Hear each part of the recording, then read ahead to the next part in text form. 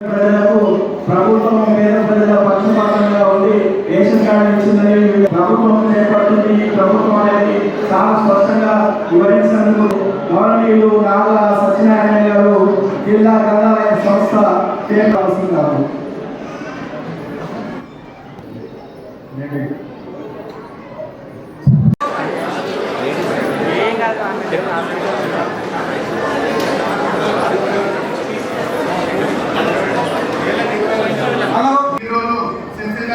Municipality పరిధిలో మనం దాదాపుగా 2000 కొత్త బెనిఫిషరీస్ యాడ్ చేస్తున్నాం. ప్రతి ఒక్క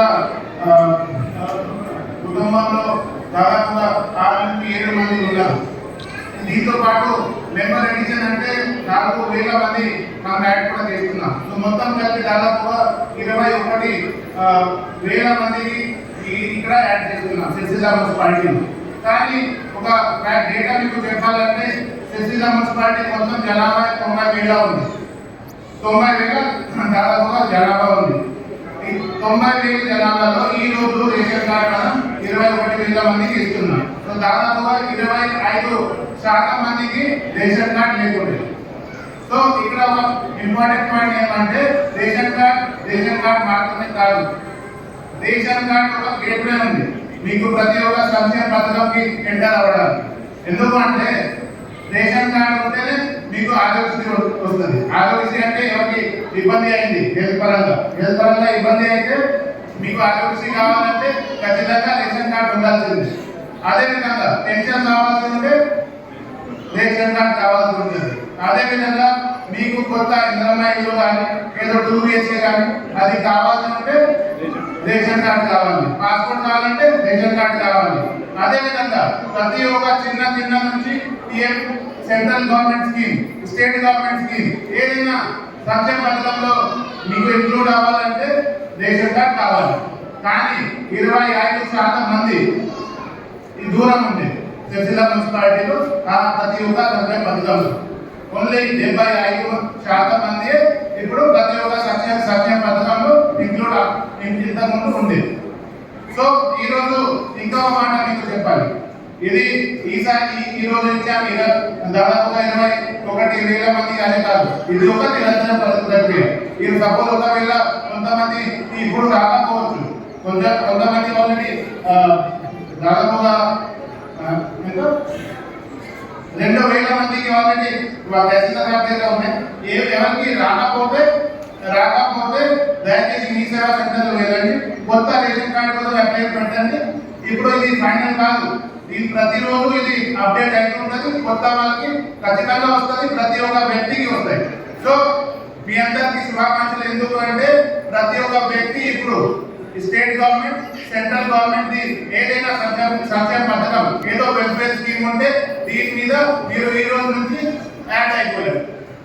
ఇప్పుడు ఎవరు చెప్పలేదు మీ దగ్గర రేషన్ కార్డు లేదా కాబట్టి మీకు పెన్షన్ ఇయ్యం, మీకు ఇల్లు ఇయ్యం, మీకు ఏదైనా ఇయ్యం. మీ దగ్గర రేషన్ కార్డు ఉంది, మీకు ఖచ్చితంగా ప్రతి ఒక్క సౌకర్యం గవర్నమెంట్ దగ్గర నుంచి సెంట్రల్ గవర్నమెంట్ కానీ స్టేట్ గవర్నమెంట్ కానీ అక్కడి నుంచి ఖచ్చితంగా వస్తుంది. దానివల్ల మీరు ఆరోగ్యంగా ఉండాలి, ఆనందంగా ఉండాలి.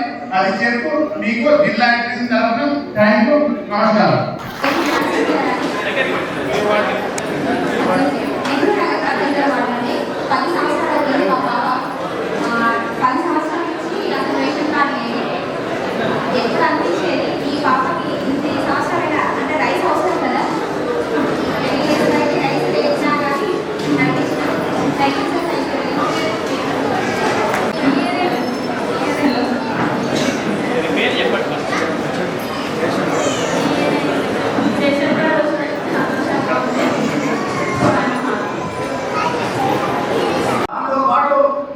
ఈ సిరిసిల్ల పట్టణానికి సంబంధించిన వాళ్ళు మీరు చూసుకున్నట్టయితే కాంగ్రెస్ పార్టీ హయాంలో ఆకలి చావులను పద్మశాలి ఆకలి చావులను ఇతరులు ఆకలి చావులను ఆపాలని చెప్పి 13,000 అంత్యోదయ కార్డు ఇస్తే ఈ గత ప్రభుత్వంలో 9.5 సంవత్సరాల టీఆర్ఎస్ కక్కశ పాలనలో పేదవాడి అంతంలో ఉన్న ముట్ట తీసే మాదిరిగా 9,000 ration card Antyodaya ration card చేసిన ఘనత ఇలా బీఆర్ఎస్ పార్టీకి ఈ ప్రాంతానికి ప్రాతినిధ్యం వహిస్తున్న కేటీఆర్ గారి.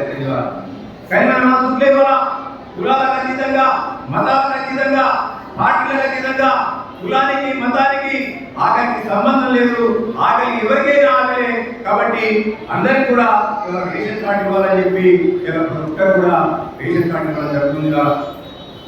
దాంతో పాటు రేషన్ కార్డు అనేది దేనికైనా మూలం ఇవ్వాలా.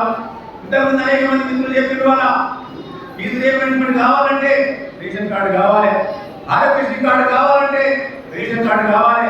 నేను బతికున్నా నాకు ఆస్తి అని రేషన్ కార్డు అనేది ఒక కార్డు కాదు, కానీ అది ఒక ఆత్మ గౌరవానికి సూచిస్తుంది. ఆ రేషన్ కార్డు ఉంటే మీ ఆత్మగౌరవం ఉన్నట్టు లెక్క. కాబట్టి కాంగ్రెస్ పార్టీ మీ ఆత్మ గౌరవానికి అండగా నిలబడుతుంది. వల్ల ఈ దేశంలో కానీ ఈ రాష్ట్రంలో కానీ అనేక సంస్కృతులను చేపట్టి దళిత బడుగు బలహీన వర్గాలకు, మైనారిటీలకు, గిరిజనులకు అండగా ఉన్న పార్టీ కాంగ్రెస్ పార్టీ. ఇవాళ బ్యాంకుల జాతీయకరణ నుంచి మొదలుకొంటే, భూ పంపిణీ నుంచి మొదలుకొంటే, ఇందిరా మిల్ల నుంచి మొదలుకొంటే పనికి ఆ పథకాన్ని కూడా ప్రవేశపెట్టి పేదల గుండెల్లో గూడు కట్టుకున్నదంటే అది కాంగ్రెస్ పార్టీ. వల్ల మీ అందరికీ కూడా తెలిసి వాళ్ళ తెలంగాణలో ముఖ్యంగా మనం సత్యదినరేవులు మర్మవ్యామనం, సత్యదినరేవులు మర్మమనం. కాబట్టి ఈ పథకాలన్నీ కూడా పేదల కొరకు, బడుగు బలహీన వర్గాల కొరకు, పేదవాడి ఆకలి తీర్చడం కొరకు ఇవాళ చేస్తున్న పథకాలు. గత ప్రభుత్వం చేసింది అలా కేవలం ఓటు బ్యాంకు రాజకీయాలు. సిరిసిల్లలో బతుకమ్మ చీరల పేరు మీద ఇలా అనేకమైన బకాయిలు పట్టుకునేది. ఇవాళ కేవలం ఆ బతుకమ్మ చీరల పైసలు ఇచ్చినట్టయితే ఎలక్షన్ల ముందు వాళ్ళు నాకు ఎక్కడ ఓటు వేస్తారో వేయరో అన్న ఒక భయం కొద్ది ఇలా ఇంచుమించు 300 కోట్ల రూపాయల బకాయిలు పెట్టిపోయారు. గ్యాస్ సబ్సిడీ పెట్టిపోయారు బకాయి. ఇవన్నీ కూడా మాకు ఓటు వేసిన ఎలా పెట్టమని చూడలేము. కేవలం ప్రభుత్వాల యొక్క బాధ్యత. ఇవాళ ఆ బకాయిలు ఉన్నాయి కాబట్టి ఏ ఒక్క నయా పైస లేకుండా ఇవాళ ఆ బతుకమ్మ చీరల బకాయిలు ఏదైతే మా కర్మచారి విస్పడకుండానో వాటన్నిటి కూడా ప్రతి పైసా తీర్చింది రేవంత్ రెడ్డి గారి ప్రభుత్వం, కాంగ్రెస్ ప్రభుత్వం చెప్తుందా. అదే మాదిరిగా ఎక్కడ లేని విధంగా ఇక్కడే పవర్స్ ఎక్కువగా ఉన్నాయి. మా పద్మశాలి సోదరులు ఎక్కువ ఉంటారు. వాళ్ళు యాద తీసుకొచ్చుకోవాలంటే ఇలా కోయంబత్తూరుకో, గుజరాత్కో, అక్కడికో ఇక్కడికో పోవాలి. అందుకే ప్రభుత్వం ఆలోచించింది పేదల పక్షాన్ని నిలబడాలి, మా పద్మశాలి పక్షాన్ని నిలబడాలని చెప్పి వీరవాడ పట్టణంలోనే కూతబెట్టు దూరంలో మీకు యాగడి కూడా ఏర్పాటు చేయడం జరిగింది. వాళ్ళ కొంతమందికి కళ్ళు కూతుంది విడిదోని ఎక్కడ మా ఉనికి పోతుందో మేము గల్లంతైపోతాం అని చెప్పి అవాకులు చివాకులు పలిచి ఇవాళ ఎందుకంటే మరి వాళ్ళందరూ కూడా ఇవాళ ఈ ప్రభుత్వం ముఖ్యంగా మన జిల్లాను పరిపాలిస్తున్న కలెక్టర్ గారు సింహసుబ్రహ్మణ్యుడు అవినీతి అక్రమాలందరూ కూడా భూములు దోచుకున్నారు, ఇసుకలు దోచుకున్నారు, ప్రకృతి వనరులను దోచుకున్నారు. ఇలా పడుతుందంటే మర్యాద వ్యవహారం కనిపించింది. వాళ్ళ వాటన్నింటినీ కూడా చట్టం ఎవరికి చుట్టం కాదు, పేదవాడికి అది ఒక రక్షణ కవచంగా ఉండాలని చెప్పి తన బాధ్యతలు తను నెరవేర్చుకుంటే ఇక లేనిపోయిన అవాకులు చివాకులు రాస్తుంది. కదా దేనికైనా భయపడాల్సిన పని లేదు. ఎందుకంటే ప్రజలు మన పక్షాన ఉన్నాం, మనం ప్రజల పక్షాన ఉంటాం.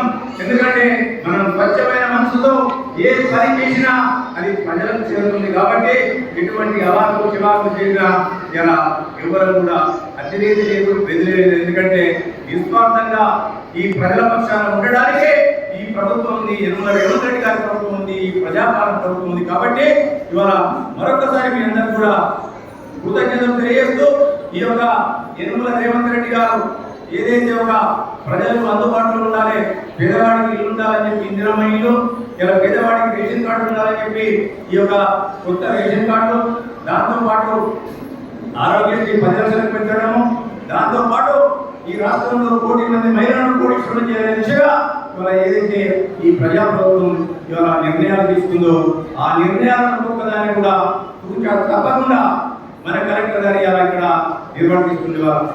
ఎక్కడ లేని విధంగా ఈ ప్రాంతంలో సిరిసిల్ల నియోజకవర్గంలో గత పంట కాలంలో మొత్తం పంటను కూడా కేవలం మహిళా సంఘాల ద్వారానే కొనుగోలు చేయడం జరిగింది. ఇక్కడ దాంతోపాటు నిన్న ఫెడరేషన్ షాప్ కూడా మహిళా సంఘాలకే ఇవ్వడం జరుగుతుంది. రేపో ఎల్లుండో లింగనపేటలో ఒక పెట్రోల్ బంక్ ఇస్తున్నాం మనం, దాన్ని కూడా మహిళా సంఘాలకే ఇవ్వబోతున్నాం. అంతేకాకుండా సిరిసిల్లలో ముస్తాబాద్లో ఒక రైస్ మిల్లు కూడా స్థాపించబోతున్నాం, అది కూడా మహిళా సంఘాలకే ఇవ్వబోతున్నాం. దాంతో పాటు ఇవాళ అవసరం అనుకుంటే గ్యాస్ ఏజెన్సీలను కూడా ఇలా మహిళా సంఘాల వాళ్ళని నడిపించి ఇవాళ మహిళలే ఇలా ఇంటిని కరెక్ట్గా మేనేజ్ చేస్తారు. కాబట్టి ఒక సంసారాన్ని మంచిగా నడిపించాలంటే మహిళల యొక్క ఇలా అవసరం ఎంతైనా ఉంది. వాళ్ళే ఒక నేర్పరితనంతో ఓర్పుతో సంసారాన్ని ముందుకు తీసుకెళ్తారు. కాబట్టి ఆ సంసారాన్ని నడిపించే బాధ్యత ఒక కుటుంబం బాగుపడితే ఊరు బాగుపడుతుంది, ఊరు బాగుపడితే ప్రాంతం బాగుపడుతుంది, ఈ ప్రాంతం బాగుపడితే దేశం బాగుపడుతున్న ఒక సదుద్దేశంతో యనమల రేవంత్ రెడ్డి గారు ఏదైతే ఒక నిర్ణయం తీసుకున్నారో తల్లి సోనియా గాంధీ గారి ఆదేశాలతో ఆ నిర్ణయాన్ని ఇలా ఆచరిస్తూ ఇవాళ మేమందరం కూడా ప్రతి పథకం కూడా మహిళలకు తీసుకుంటున్నారు. కాబట్టి దయచేసి ఇవాళ మీరందరూ కూడా ఒకటే ఆలోచించాలి. తిన్నానే ఎవరు మరవద్దు, ప్రతి తిన్నానే ఎవరు మరవద్దు, అది తెలంగాణ రక్తంలోనే ఉంది. కాబట్టి ఏ నిర్ణయాలు తీసుకున్నా ఆ నిర్ణయాలకు కట్టుబడి మీరందరూ కూడా యనమల రేవంత్ రెడ్డి గారు ఏదైతే ప్రజాపాలన కొనసాగిస్తూ మీ యొక్క అభివృద్ధి కోసం ఈ సంక్షేమ పథకాలు తీసుకెళ్తుందో అతనికి అండగా ఉండి అతనికి బలం చేకూర్చినట్టయితే ఇంకా అనేకమైన పథకాలు ఆర్థిక పరిస్థితుల వల్ల కొన్ని పథకాలు మేము ఆలస్యం కావచ్చు.